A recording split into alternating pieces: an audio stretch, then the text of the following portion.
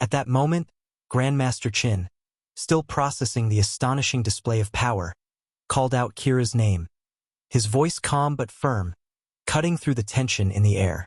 Kira turned to face him, his expression unreadable as he waited to hear what the Grandmaster had to say.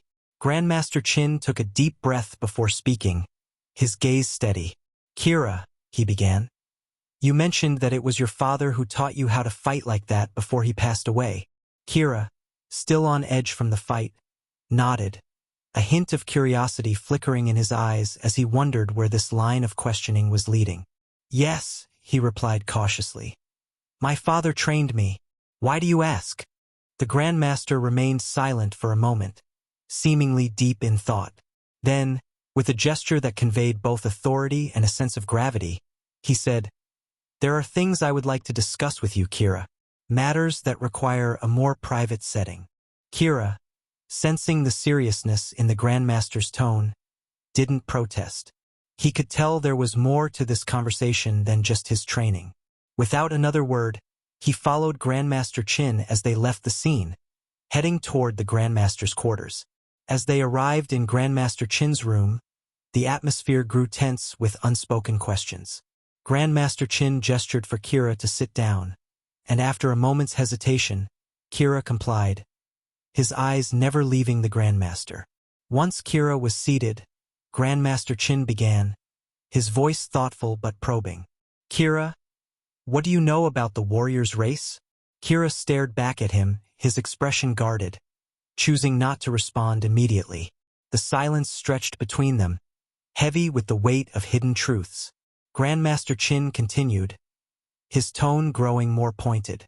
"The way you move and fight reminds me of them. It's not just your technique, but the speed at which your body and strength have grown. The only explanation I can think of is that you possess the blood of the warrior's race. But as far as I know, the warrior's race has long been extinct." He paused, his eyes narrowing slightly as he leaned forward. "Tell me, Kira, was your father a warrior?" Kira's eyes darkened, and his posture stiffened. "With all due respect, Master Qin," he replied, his voice firm, "I don't have to answer that, and I'm no longer interested in staying at the school. I will be leaving now." Without waiting for a response, he turned toward the door. Before he could step out, Grandmaster Qin called after him. "Though I'm not as easy to defeat as Fong, I will not try to force you to stay. But if you are as wise as I think you are, maybe you should consider having me as a friend in your debt before you leave." Kira paused, thinking for a moment before responding. "You want me to help you defeat the Abyssal Kin before I leave? Is that it?" Grandmaster Qin nodded. "As you know, our neighbors have already fallen under their control. I expect an attack on our town very soon after what happened in the last mission." Kira considered his options before replying. "I will stay and fight with you, but I have two conditions. First, no more questions about who I am or where I came from. And no one outside the school will hear about me from you or your school." Grandmaster Qin agreed, then asked, "And the second condition?" Kira's gaze was unwavering. "No one is allowed to enter my room, especially when I'm resting or sleeping. If they do, I'm not responsible for their safety." Grandmaster Qin raised an eyebrow. "What if we urgently need you?" Kira smirked slightly. "Then I guess you'll have to stand next to my door and call for me." Grandmaster Qin agreed to the condition, and with that, Kira stepped outside. Fong was still on the ground, the medical team working to help him. Without a word, Kira approached, reached out for his hand, and helped him up. The moment Kira's hand touched him, Fong's injuries vanished. His broken hand mended instantly, as if it had never been injured. Fong stared in amazement, unable to find the words. Kira left without further comment, heading back to his room. Just as Kira was about to step away, Fong called out, "Wait!" Kira paused, glancing back over his shoulder. Fong took a step forward, his voice tinged with both curiosity and gratitude. "This isn't the first time you've healed me, is it?" Fong asked. "Back there, when I was infected and losing consciousness, I suddenly felt a surge of energy. My wound disappeared, and I was fully healed. That was you, wasn't it? Kira's expression remained unreadable. He said nothing, just gave a slight nod before turning away. Fong hesitated, a mix of guilt and respect stirring inside him. Taking a deep breath, he quickly added, "I'm sorry for doubting you, Kira. Please, accept my apology." But Kira didn't respond. He just kept walking, his steps deliberate and unhurried, disappearing into the distance. Before Kira could get too far, Ronan called out, "Kira, wait!" Kira stopped again, turning to face Ronan, who looked both hopeful and desperate. "If you could heal Fong's infected wound, maybe you can heal Sara. She's not one of them. She's just possessed. Please, Kira, help her." Kira studied Ronan's face for a moment before giving a small nod. Without a word, he followed Ronan and Fong to the place where Sara, Kai, and the other student were being held. When they arrived, Kira found the three of them chained in a dimly lit room. Their bodies were tense, struggling non-stop to break free. Their wrists and ankles were raw and bleeding, the tight chains cutting deep into their skin. The sight of their suffering was unsettling, and the air was thick with tension and despair. Master Qin entered the room but said nothing. He simply watched, his expression unreadable as he observed what would unfold. Kira stepped closer, his gaze sharp as he studied them. The moment his eyes locked onto theirs, something shifted. The frantic struggling stopped.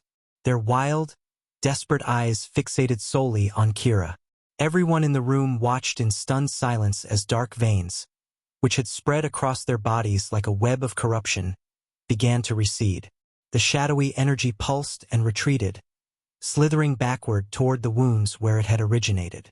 As it converged on the infection sites, the dark energy oozed out, then vanished into thin air. Then the wounds closed.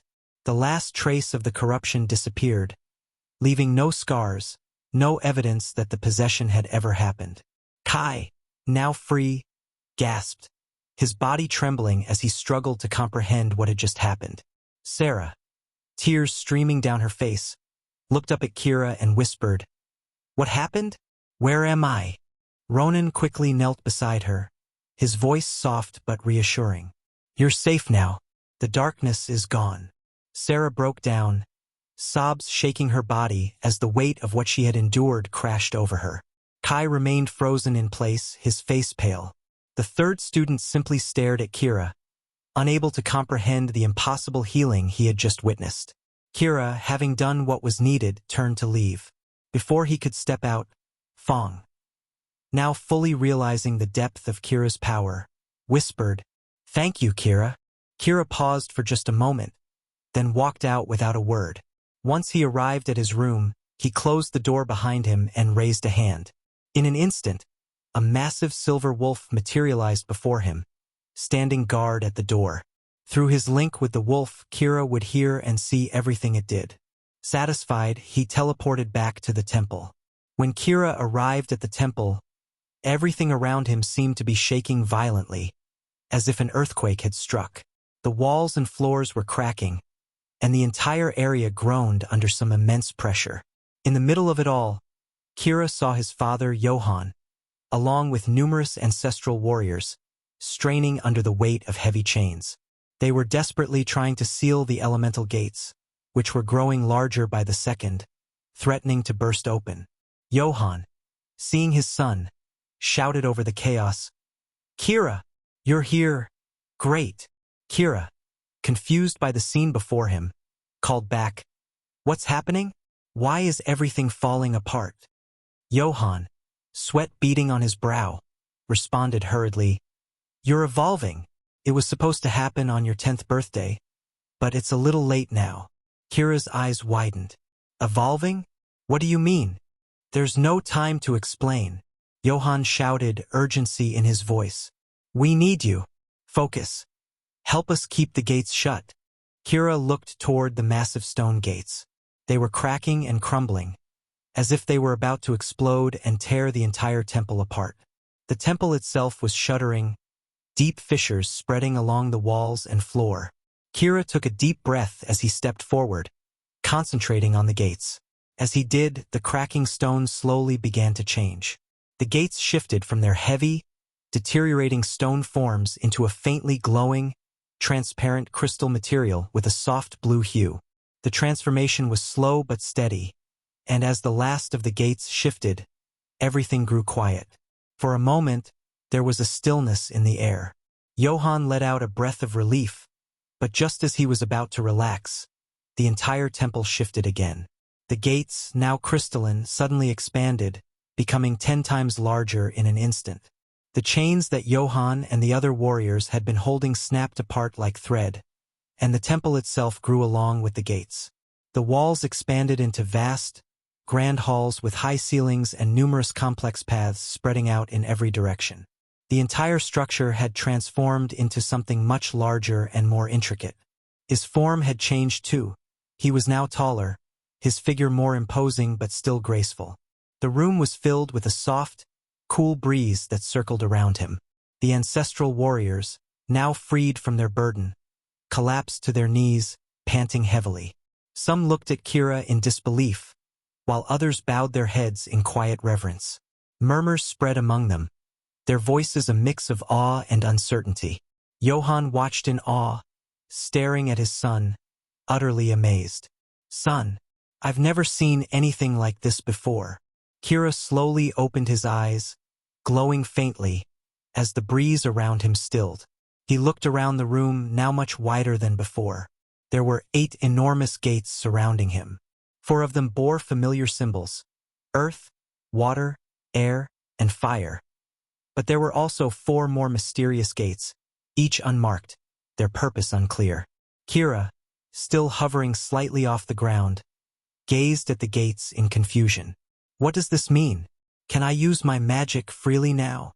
Johan, still in shock, shook his head. His voice was firm but cautious. "Kira, this power, it's different from anything I've seen. As a warrior, I trust my instincts, and my instinct tells me, don't open any of these doors unless you're absolutely certain."